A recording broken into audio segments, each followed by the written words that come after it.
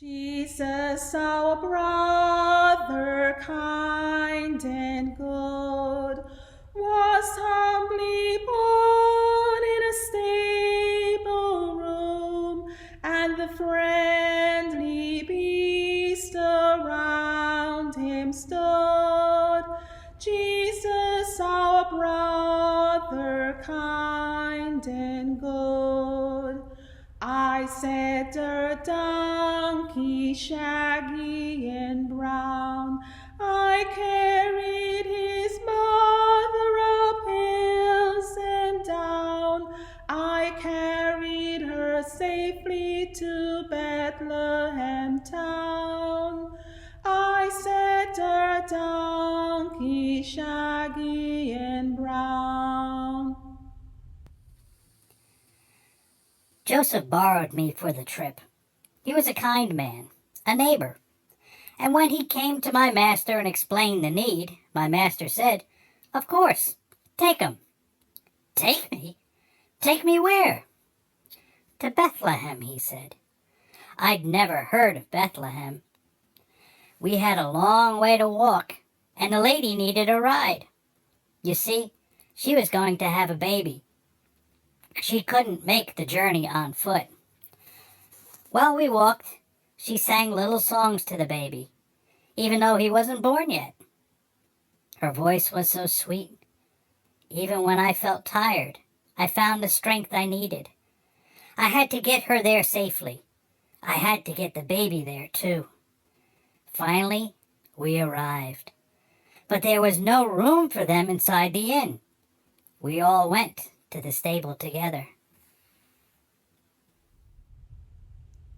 I set the cow all white and red. I gave him my manger for his bed.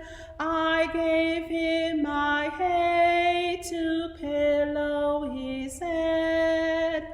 I set the cow all white and red. It was certainly curious.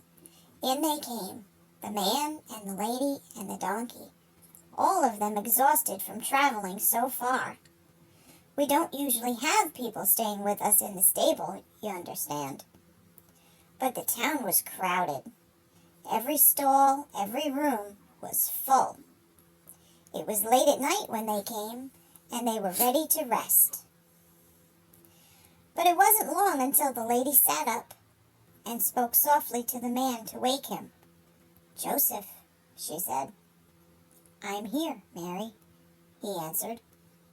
And it wasn't long after that we heard the little baby's voice. I never knew crying could sound so sweet. Of course, I made room for him in the manger. It was just right for a crib. It was just right for a baby with no place else to go. I set a dove from the rafters high. I cooed him to sleep that he should not cry. We cooed him to sleep, my mate and I. I set a dove from the rafters high. We were dozing in the rafters of the barn, where the heat rises to keep us warm, and you can just see the starlight through a slit in the thatched roof. There was a beautiful star that night, so bright the light came right inside. I noticed it just after the baby was born. The starlight spilled right down, like a lantern shining on the manger. All the animals were quiet when the baby came, watching him, and then my mate and I began to sing, softly, a little lullaby for the baby. Babies sleep better when you sing to them. It's just too bad the way people kept coming in and out and interrupting our song and his sleep. Still, we kept singing. We made it especially beautiful for the baby. I said the sheep with the curly horn, I gave him my wool for his blanket warm. He wore my coat on Christmas morn. I said the sheep with the curly horn. It was cold that night, a terrible night to have a baby. When the lambs are born, we always hope for a warm night. It's better for the little ones, and better for the mamas too. Everything goes harder when it's cold. The little ones, newborns, whether they're lambs or people, need to be kept warm. In the fields, the sheep huddled together, but at night, we walked. We followed the men into town, where they went into a little stable. I went right in with them, and I saw the little baby. It was cold that night, even in the stable. But I have wool to spare. I gave it willingly to warm the baby. He had a fine blanket out of my coat, and when his mother smiled at me, I felt warm too.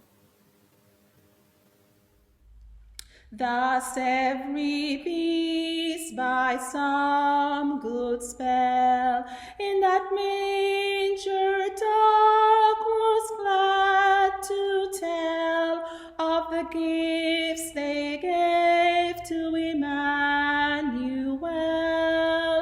The gifts they gave to Emmanuel.